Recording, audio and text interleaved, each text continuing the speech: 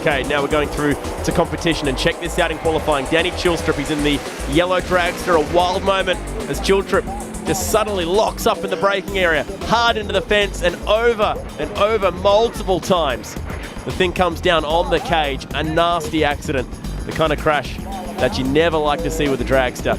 Scary, scary incident, this one. Not only for the fact that the car went over, but when it started rolling, it was on top of the wall. The cage got so close to the top of the wall. We already saw Ben Bray at one point this weekend go upside down into the wall, and that didn't end very well for him. Got some injuries from that. Fortunately, Danny got out of the car A-OK. The car did everything it was supposed to. We're going to have a look at some highlights of qualifying session number 2 now, and keep your eyes on the car to the right of screen, right about here. Richard Cavall goes on a ride. Very scary accident, almost American in appearance, and the way that car got wind underneath it, a big impact when that car landed. It was enough to jolt Richard unconscious for a few moments. Rusty, this is one of the more scary Pro Stock crashes we've seen. Indeed it is, and it's typical of Pro Stock from what we've seen over the last few years in the States. As soon as these cars get sideways, they've got no side downforce on them. They get a little bit loose, the air gets under the back of the car, and bang! It looks like a fairly gentle roll there, but I can tell you it was not. It landed very, very hard, and thankfully it looks like Richard's going to be A-OK and make a full recovery.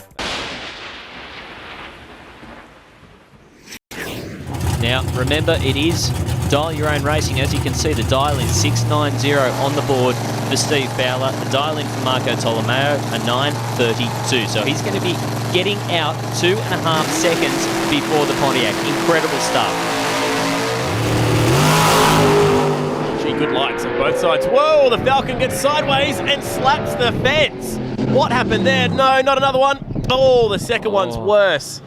Oh, that is just an incredible hit for Marco Tolomeo. Something obviously broke in that car. Obviously, all concerns are for the driver. It looks like he's okay, and then probably a little bit shaken up, as you would expect. Let's have a look at the replay. It just got a little bit out of the groove. Marco gave it a pedal, and it just started turning the outside tyre, and this was the one that hurt. Oh, that second hit is massive.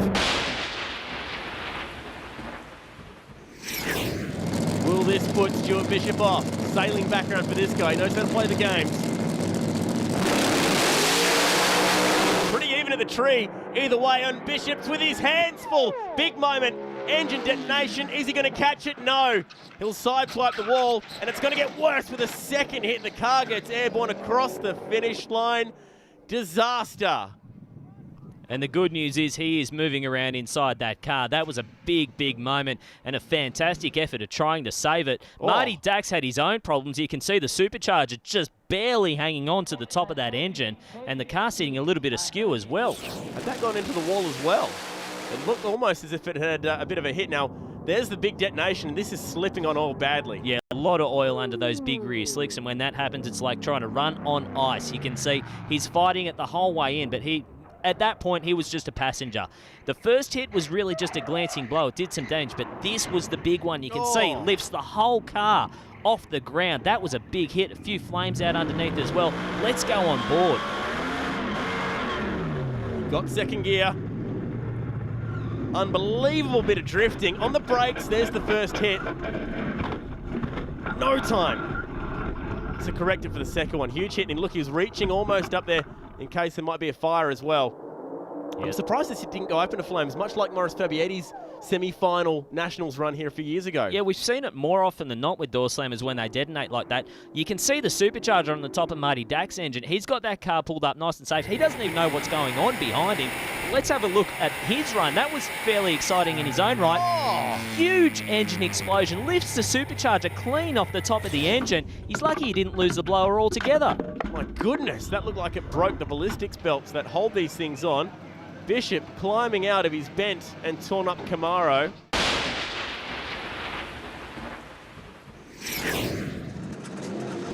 Oh, Kanan Childs is going nowhere. That is nasty. Big backfire up through the injector hat there, and the fire crew fortunately right on the scene. Here's the replay. I tell you what, that crew member was lucky still to have any hair on the side of his face. That was a big, big flame out.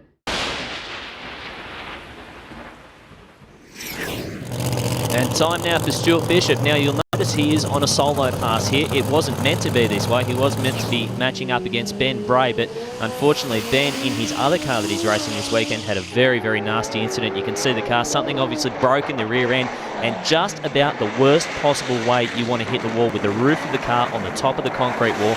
Very, very nasty incident. Now Ben has been taken away to hospital and he has sustained some injuries, we understand, in that crash. Nothing life-threatening, but hopefully we see Benny back at the racetrack, because that is a very nasty accident. Here it is once more.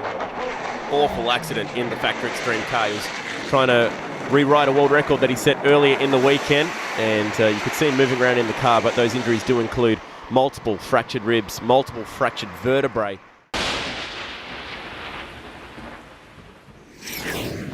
It's been a nervous start so far this weekend for Tony Hinkley on the Buell after recently getting his licence for top-line racing. He's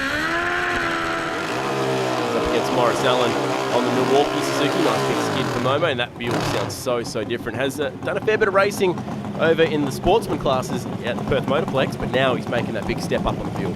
Yeah, and it's going to take time to get comfortable on the motorcycle, to get comfortable racing against a pro tree as well.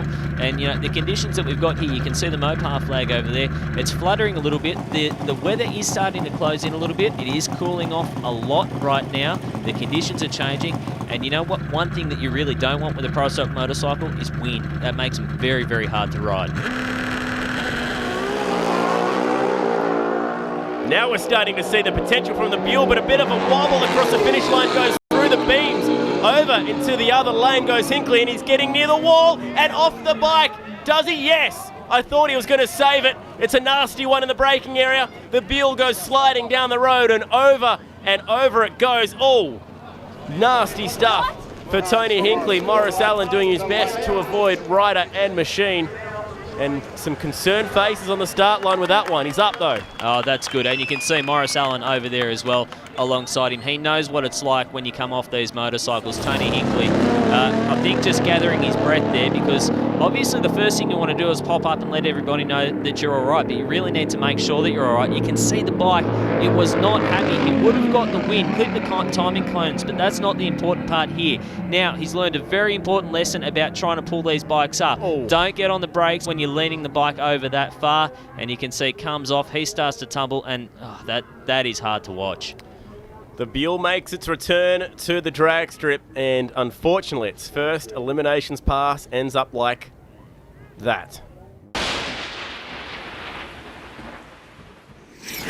We're going to check out some earlier qualifying action, and, well, Rusty Gregory, this was a very scary moment for Robert Cassar. Yeah, this was one of the lowlights right here. Robert Cassar had a big moment, hit the bump in the braking area, and you can see for yourself what happened. Took a big tumble, hit his head pretty hard as he did come off the bike. Fortunately, it looks like everything is going to be A-OK, but you can see right there, it was just a combination of circumstances. The front wheel laid over in the bump, and that was all it took.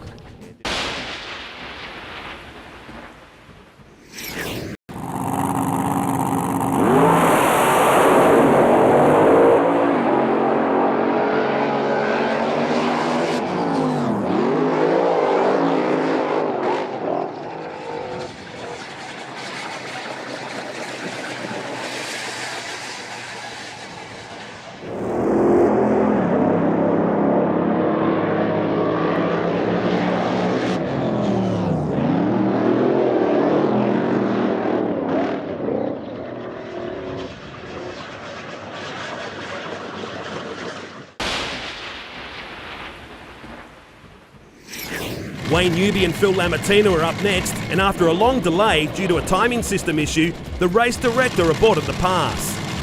But the Lamartina team decided to send the two-time champ down the track anyway. So Newby has actually shut that car down. Angelo Lamartina waving his brother Phil away from the start line, and it's on to number 2. It's strong. Goodness me. Lamartina with a big moment in the deep end. It's happened again. Shades of 2007. The car has broken. It's a brand new car as well. Concern for the crew, including Aaron Hambridge and the entire family. And a nervous wait now. How has this happened again? Wayne Newby's out of the car, and everyone looks to the big screens here at Willowbank Raceway And you can hear a pin drop in that crowd right now. Goodness me, the safety crew are there. And let's try and figure out how this happened. Strongly past half track. That's incredible. Well and truly airborne across the finish line. I mean, that car is doing in excess of about 450 kilometres per hour when that happens.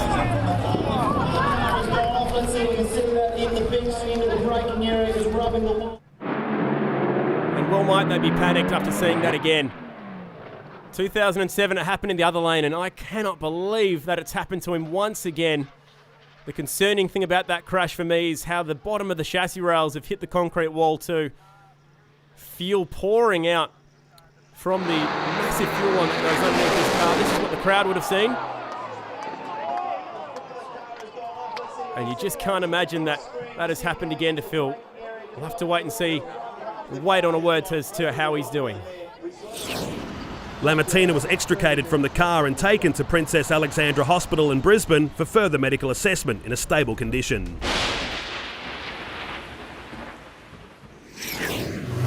Daniel Camilleri, new car for him this season, because we were used to seeing him run the Holden throughout last year, and did very, very well in it as well, I might add. Oh, very, very out of shape for Daniel Camilleri. That is not where you want to be in these cars. Looks like he's got it pulled up A-OK there. Les Hines goes through for the win. Big moment for Dan Camilleri. Oh!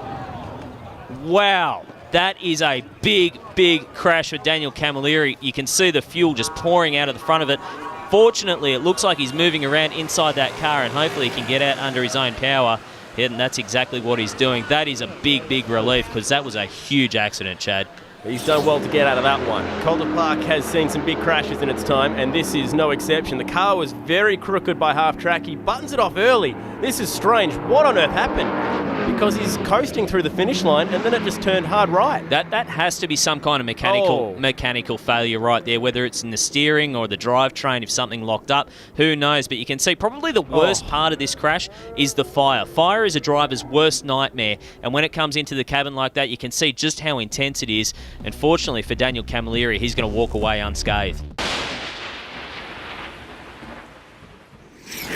But then this happened. The very next run, Gary Phillips, big issues, got some liquid under the tyres and into that wall. Very, very hard. Now, you've got to remember, Gary Phillips is in championship contention, isn't he, Matt? Yeah, this was a big, big moment for the 16-time top alcohol champion. The throttle jammed after it hit the wall here. Very uncharacteristic moment for Gary Phillips. Was very, very lucky. The body peeling off the car. You can see the elastic holding the body from going over too far into the grandstands here, but a massive, massive moment and a big dent on his championship hopes. Absolutely, and in terms of the driver, there was nothing Gary Phillips was going to do about that.